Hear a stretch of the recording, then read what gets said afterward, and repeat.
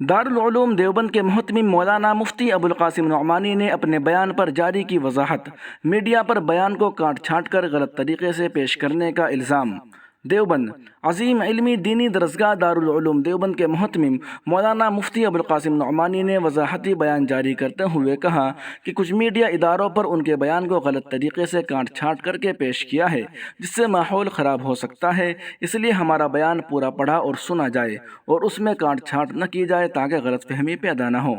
منگل کے روز اپنے وطن بنارس سے سوشل میڈیا پر جاری اپنی وضاحتی بیان میں دارالعلوم دیوبند کے محتمم مولانا مفتی ابوالقاسم نعمانی نے کہا کہ 15 اپریل 2022 کو میں نے اپنے جمعے کے بیان میں حالات حاضرہ پر بیان کرتے ہوئے ملک کے تشویشناک حالات کے بارے میں بھی گفتگو کی، جس میں مسلمانوں سے نیکی اور تقوی اختیار کرنے کے ساتھ اسلامی اخلاق کا مظاہرہ کرتے ہوئے پڑوسیوں اور برادران وطن کے ساتھ اچھے برتاؤ کی اپیل کی گئی، تاکہ نفرت کا جو زہر ماحول میں گھولا جا رہا ہے اس کا توڑ ہو سکے۔ اس کے ساتھ میں نے امن و امان اور بھائی چارے کو برقرار رکھنے کی کوشش کے ساتھ ساتھ سیلف ڈیفنس کے حق کے تحت اپنا دفاع کرنے کے سلسلے میں بات کی، جس کے کچھ حصوں کو میڈیا نے کاٹ چھانٹ کر کے غلط طریقے سے پیش کیا ہے، جس سے غلط فہمی پیدا ہو سکتی ہے۔ ہمارا بیان پورا پڑھا اور سنا جائے، کاٹ چھانٹ نہ کی جائے تاکہ غلط فہمی پیدا نہ ہو۔